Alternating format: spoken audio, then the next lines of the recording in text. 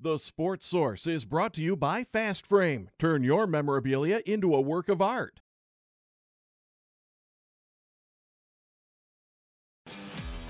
This is The Sports Source, presented by Bill Hotz and Associates, and by Renewal by Andersen, with your host, John Pennington. Yeah, good Sunday morning. Not really good, I don't guess, but thank you for joining us here on the Sports Source, presented by Renewal by Andersen.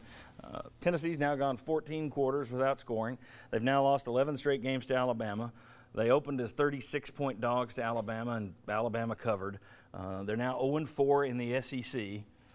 Obviously a lot to cover, and the Butch Jones thing. The beat goes on. Is he gone yet? Is he gone yet? Now? Is he gone? Yeah, we're going to play that game. Let's just jump right into this thing and talk Tennessee football. First segment brought to you by Renewal by Andersen. They're Fibrex windows, and that's their own custom stuff there, the Fibrex. Fibrex windows, 2 times stronger than vinyl. They got 9 beautiful colors available. And right now, if you buy one, you get another one at 40% off. Now, these are the best windows in America. Renewal by Andersen, just known as great windows, also great doors.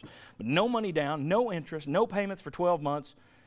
And buy one, get another one at 40% off. It ends October 31st. Do me a favor, get out to their showroom in Bearden and check it out. Renewal by Andersen. Okay, now check out this first wave of panelists we have today.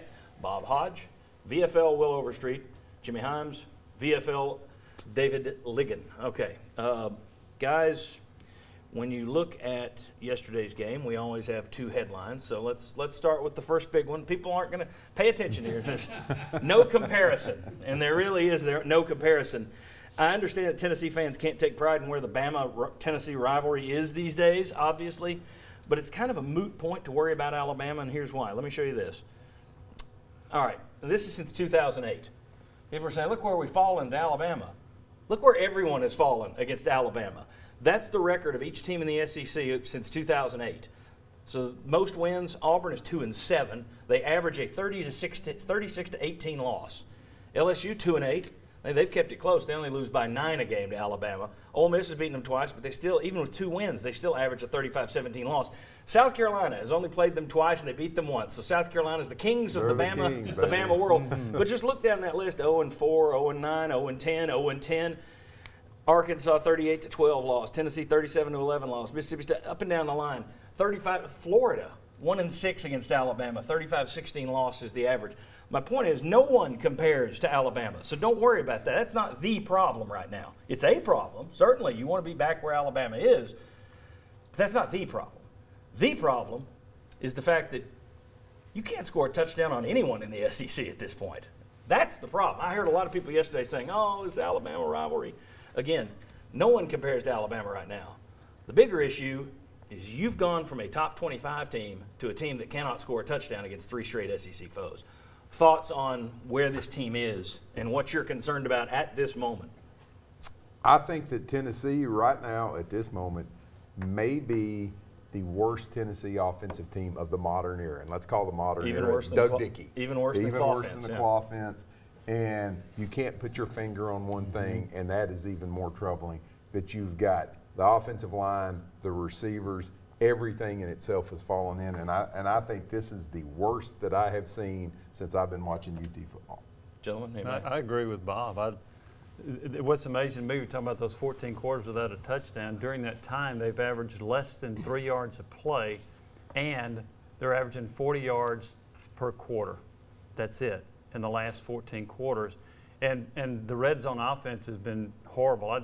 Right before they had that snap on the 1 foot line, I told my wife, I said, they're fixing to get a legal procedure. And like they did. Yeah, just that's what you anticipate with them. And by the way, against SEC teams in the red zone, Tennessee is 0 for 8 in the red zone for touchdowns against SEC teams. I think that the most frustrating thing for me, and I'm sure a lot of other people, is you look at it and you say, okay, what is that one thing? I don't know. Is it the talent? No, I don't think it's just that. Is it the play calling? It's not just play calling. So you just don't know. And if you don't know, how do you fix it? Will? It's like the boy at the dike. Even if you plug one hole right now in the dike, you've got holes splitting out everywhere. You don't have anything that you can rely on and say, well, we've got that one thing. No, you don't. You don't look at anything this team does and go, we do this well. We don't do it well. It's a little like somebody who's had to go to the hospital, and it's one of those tough conversations with the doctor where they say, okay, if we try and do this, then this is going to go wrong. But if we try and do that, that will go wrong.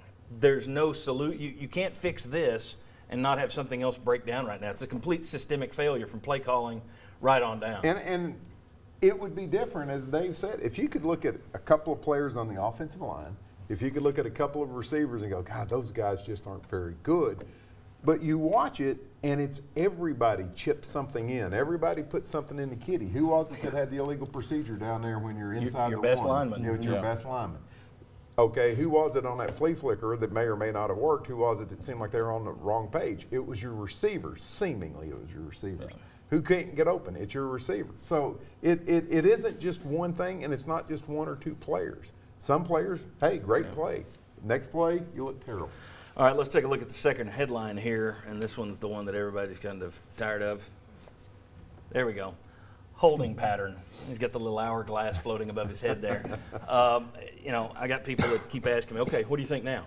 I said, well, look, a couple of weeks ago I said I think he will be gone by the end of October. I just don't see them winning. I see the crowds disappearing. I think that's how it's going to go. I've not been told that. That's just my gut. And then they come back after the next game. It's like, okay, now what do you think? I still think the same thing. We're all, trust me, there are people who are tired of this topic. I'm tired of talking about this topic. I am. You know, if we could make a call based on just a talk show host's preference because he's tired of a subject, we'd be moving on right now. But UT isn't moving on right now. Butch Jones still the coach. Looks like he's going to still be the coach for Kentucky. Jimmy Hyams, does he still have a chance to save his job if he goes 8-4? Yeah, I do. I think he does if he goes 8-4. That's going to be very difficult to do, but one of those four cannot be Kentucky. I think that if that happens, and I mentioned earlier I thought it was doubtful. If they lose to Kentucky, how about very doubtful? I don't see him surviving that, but if they could beat Kentucky, beat Southern Miss, lose to LSU, win the last two, I think he could survive this. Okay, so they're 3-4 now, right? Yeah. So that would be. Well, they have to win out, I guess. Yeah, have to win out. So if they win out, I do think he survives it. Okay. Yeah. Yeah. 7-5 is what somebody told me. They were willing to bet me $10,000. I said, I'll put my $1 to your $10,000. Right. It's 7-5, but no problem there. But anyway. Yeah, I don't. It's very difficult for me to see, and we'll move on here. We got a packed show and move on. It's difficult for me to see him surviving even at 8-4 at this point, which is different than what I said at the first of the year. But I didn't see them. They're actually where I thought they would be right now. I said they'd go 7-5 this year. I expected them to be 3-4. I had the Georgia Tech and South Carolina games flipped. The difference is I didn't see them getting to 3-4 the way they've gotten to 3-4, and I no longer think 7-5 is the likely result. I do want to. People keep asking, okay, you're going to put up a coaches list? Everybody's got different rules that they want to follow. I wouldn't want someone putting up a list of the next host of the Sports Source while I'm still standing here. So when you can trust, when Tennessee makes a move, nobody in town is going to have more breakdowns and bios and on-screen lists than the Sports Source. We'll get there when Tennessee gets there. But until a man's fired, I'm not going to sit here and talk about who could replace him. If he goes 8-4, unbelievably, there's a chance he could stay, and then we'd all be sitting here looking pretty stupid. So I'm not going down that road just yet. All right. We shuffle the panel, and next we talk more about the awful offense, odious offense, and we'll also talk about Jarrett Guarantano. How much of the blame on the offense goes to the quarterback? Come on back.